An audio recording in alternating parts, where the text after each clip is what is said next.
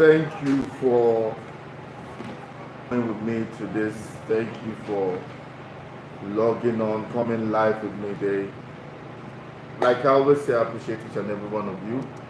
Thank you guys for following this series. This is the Marketplace series with me, UCHE ONOCHIE. This is where we discuss things that have to do with the marketplace. This is where principles, marketplace principles, biblical principles, kingdom principles are shared, so that we are not left out. We that are believers in the marketplace. Their principles. Principles guide almost everything in life.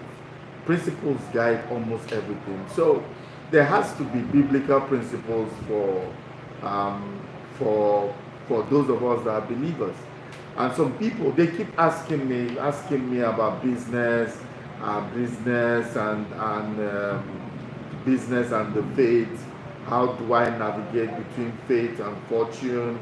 All those type of talk. And so I have a series of teaching, and this series of teaching are how to prepare and let the believer understand that there are actually biblical principles for business, for success in business and career. So that's why I'm doing this series. And this series is for 16 days. Today is the 6th day, so we have 10 more days to go. Okay, so let me just go in today. What are we dealing with right now? We're dealing with develop capacity.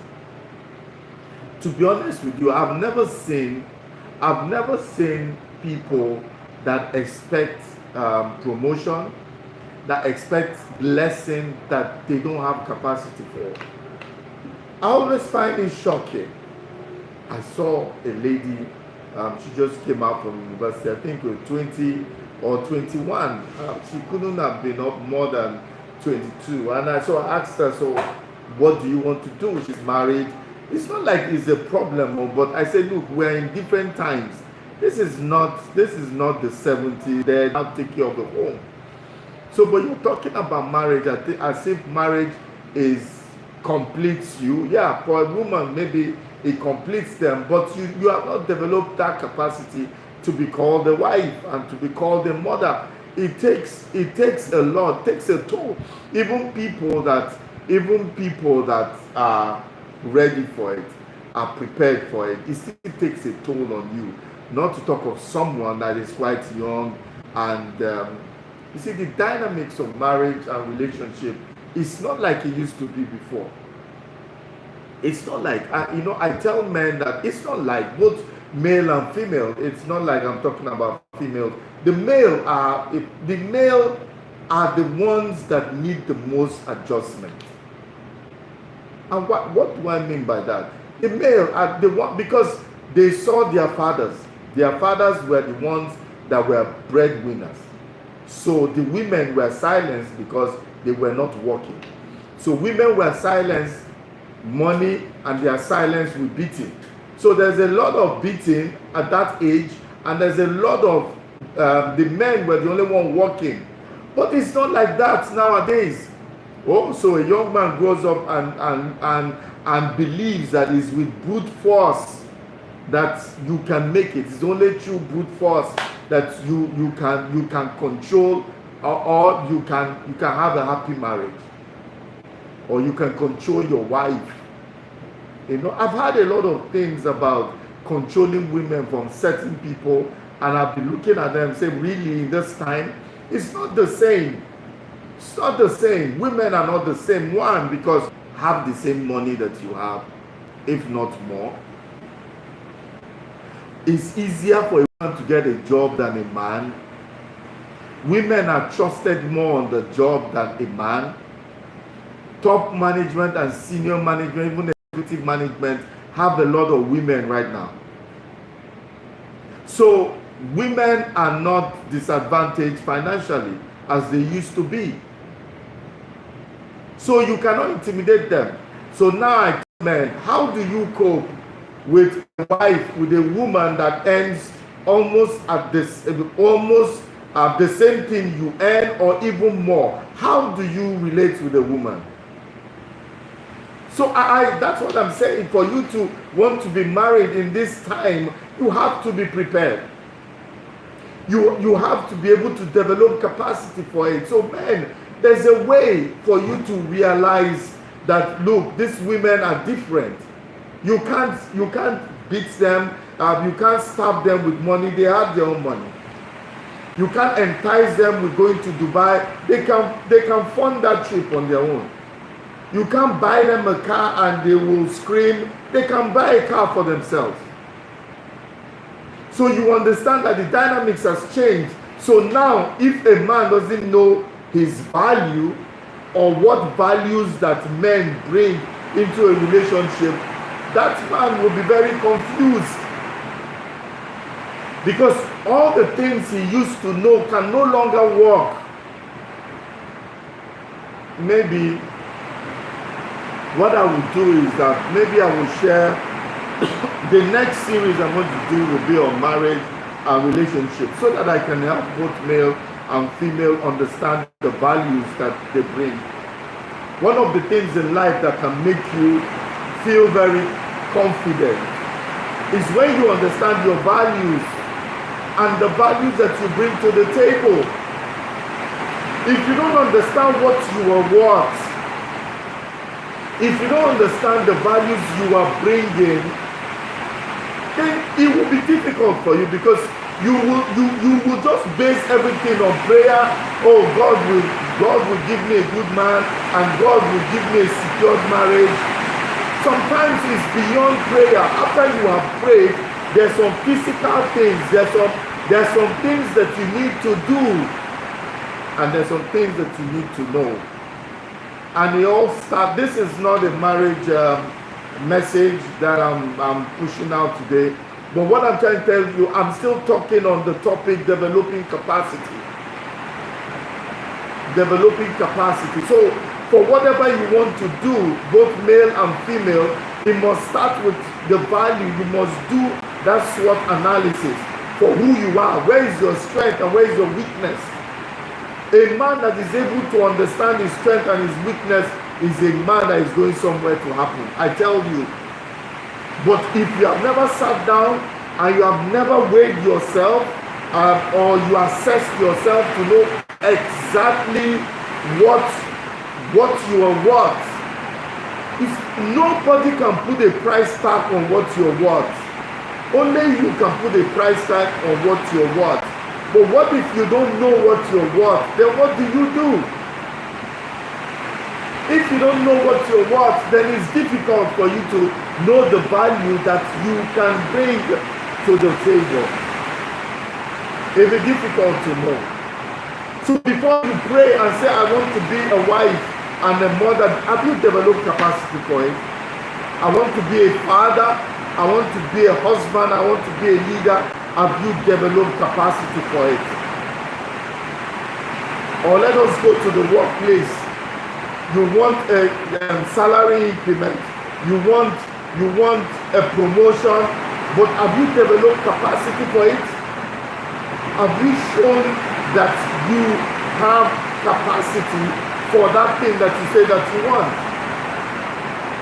For some of us, we have not shown our bosses anything to make them want to put in any leadership position.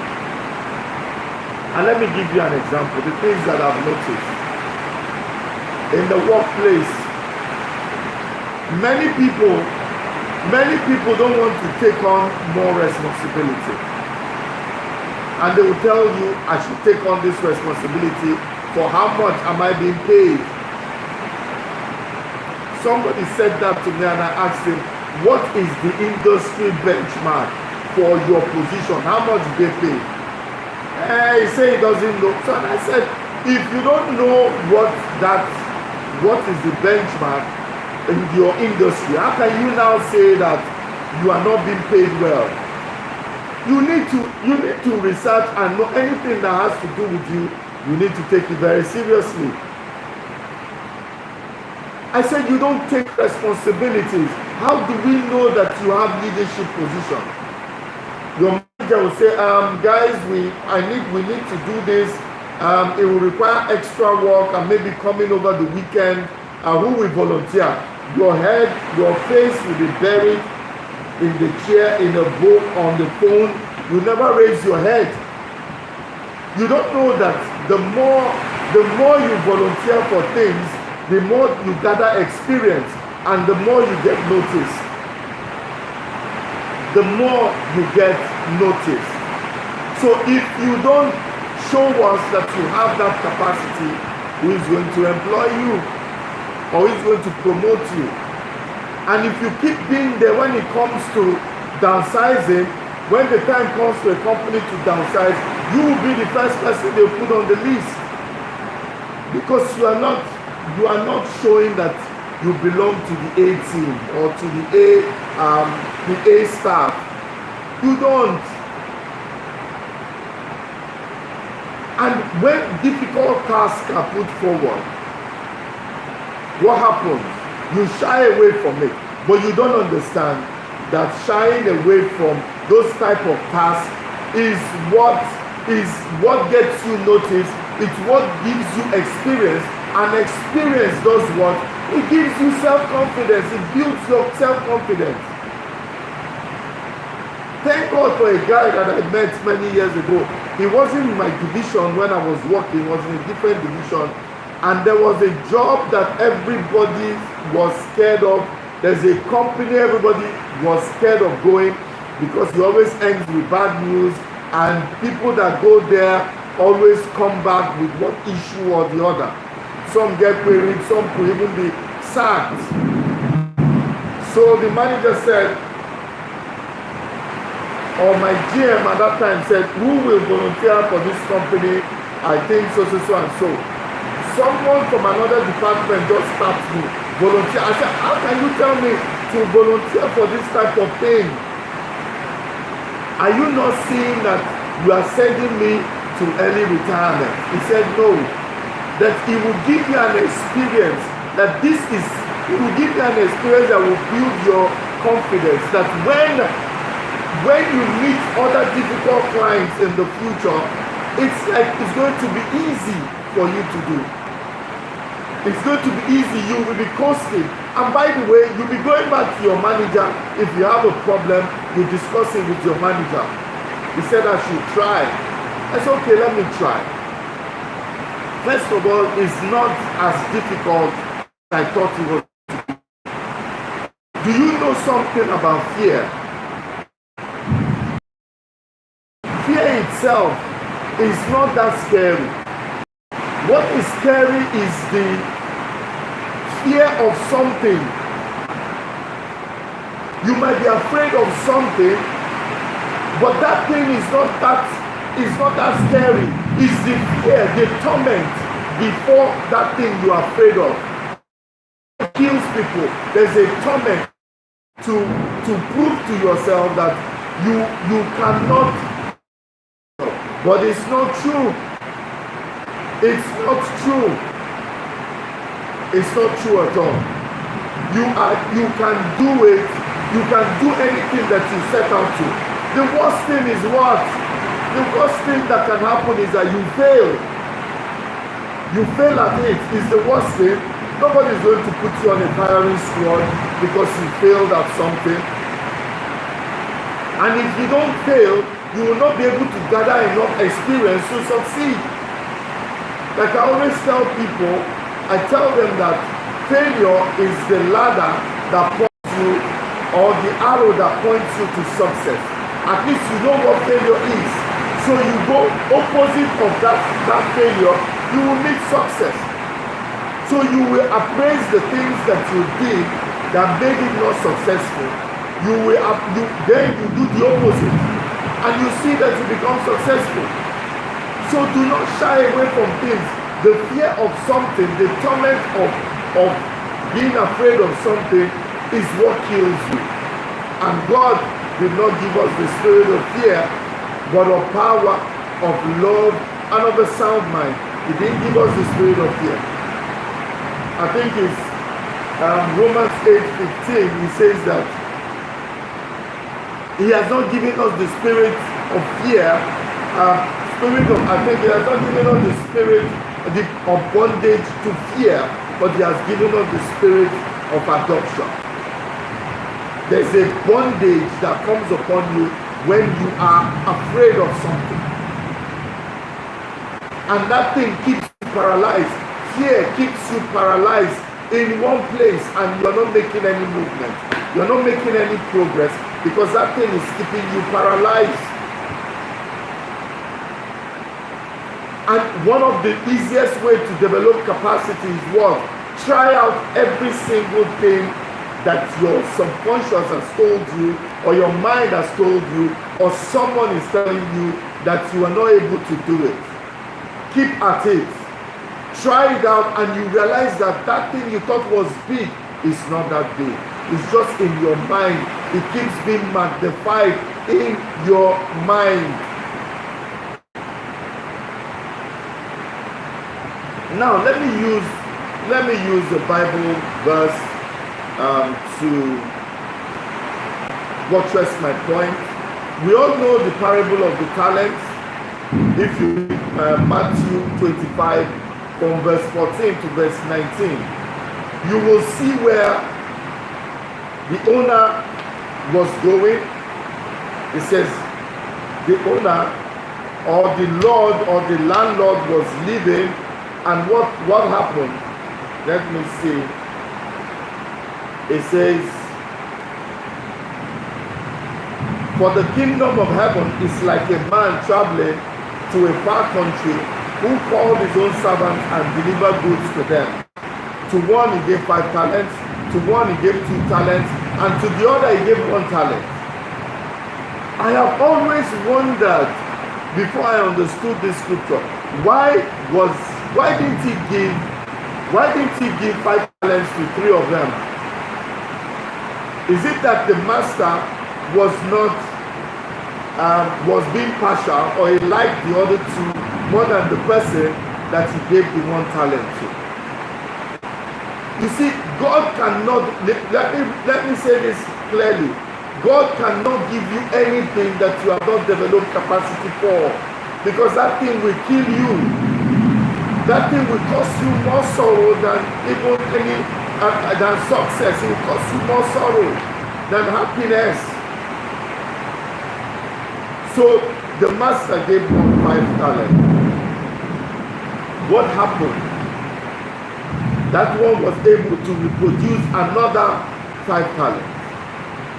The one the master gave 2, according to his capability, was able to turn it over. But now see the one that had 1 talent. It doesn't surprise us at all that the one that had 1 talent did nothing with it. He went to bury it. He went to bury it so that when the master came, he brought it out and gave to the master. He said, because I'm afraid of you and I don't know, afraid of failing.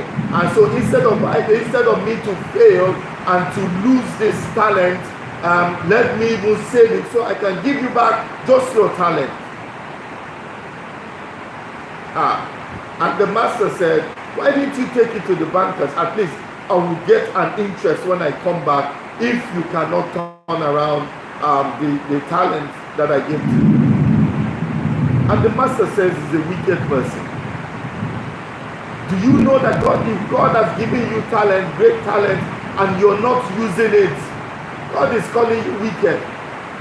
Because that talent is what you're going to use.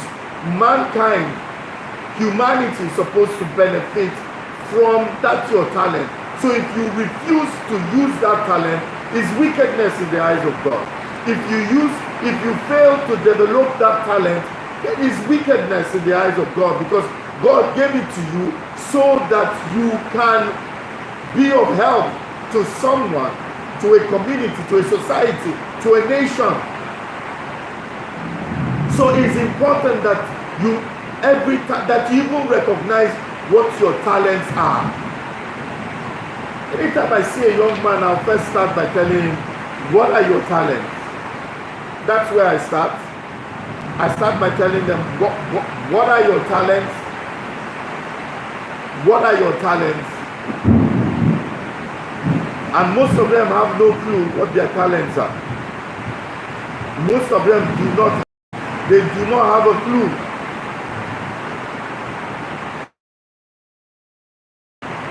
Most of them have a clue. Why? Because they've not taken out time to understand that your talents are your tools, the tools that God has given you to operate on earth with. The tools God has given you to do what? To operate and achieve success. So whoever is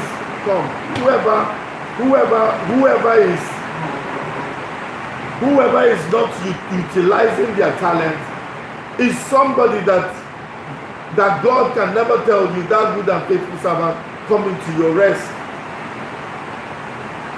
We have to be able to utilize our talents.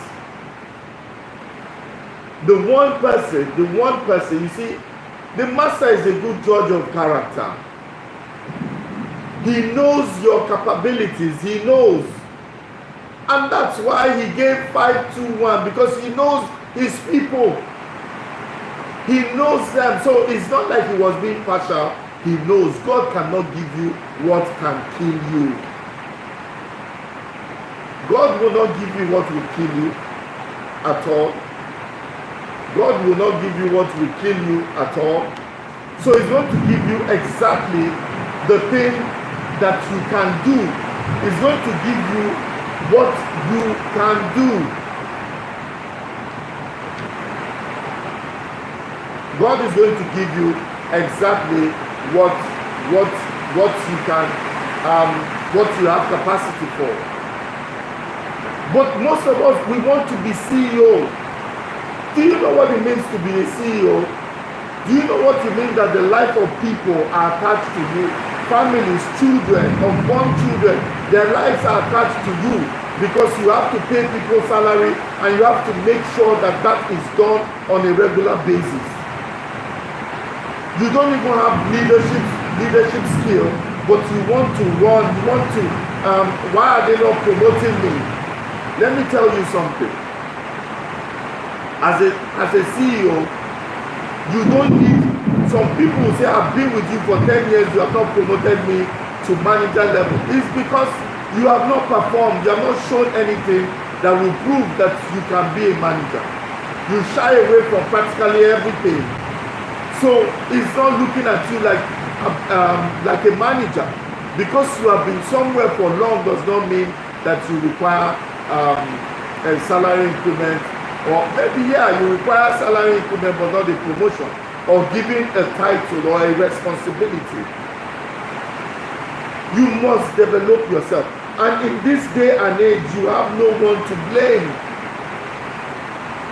You can take courses, they are free courses online. Udemy, Coursera, there are many of them out there on the internet. Many, absolutely many of them on the internet. You can train yourself. Whatever training you give yourself, nobody can take it away from you. That knowledge is with you forever. Nobody can take it away from you. You must, whatever you want to be. If you want, say you want to be a CEO, I will recommend right now, I will recommend that you go and read biographies. Take biographies of CEOs, read biographies of CEOs, study exactly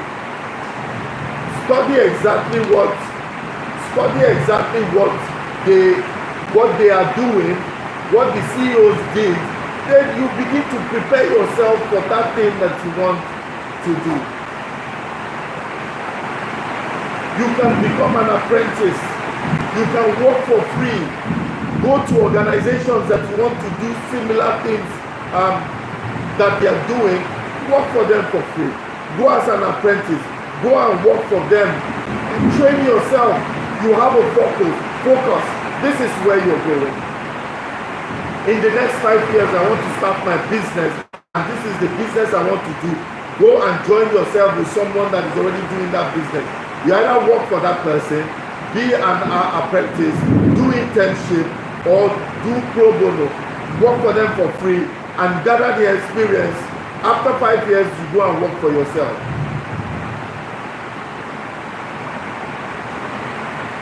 That's how you develop capacity. Make sure that the industry that you belong to, you belong to an association that can help you, like the Chamber of Commerce or any trade union, whatsoever. That people that are doing and want to do what you want to do are there. It helps you to grow. When you're there, it helps you to grow. It helps you to grow. Yes. So you have to make sure you align yourself with those people. And please, for the love of God, develop capacity. If you want to be a husband or wife, develop capacity. If you want to be a parent, develop capacity for it. Because these are challenging things. If you want to be wealthy, develop capacity for it. Because it's not easy to be wealthy. It's not easy to do what wealthy people do. It's not easy to do what wealthy people do. So, but you have to find out, how do wealthy people, how do they live? What sacrifices do they make? Then you get yourself ready for those sacrifices. So guys, I've come to tell you simply today, God will not give you what you don't have capacity for. No matter how you love your child, you cannot buy a Ferrari and give a 7-year-old to drive. You can't do that. Even though you know that you love him so much, you will give him anything, but there are some basic things you can't give to a child. You can't give a 3-year-old knife to play with. At least we all know better than that. God is not going to give you anything that first of all will remove you from the faith, from his kingdom, and God is not going to give you anything that will kill you. Because wealth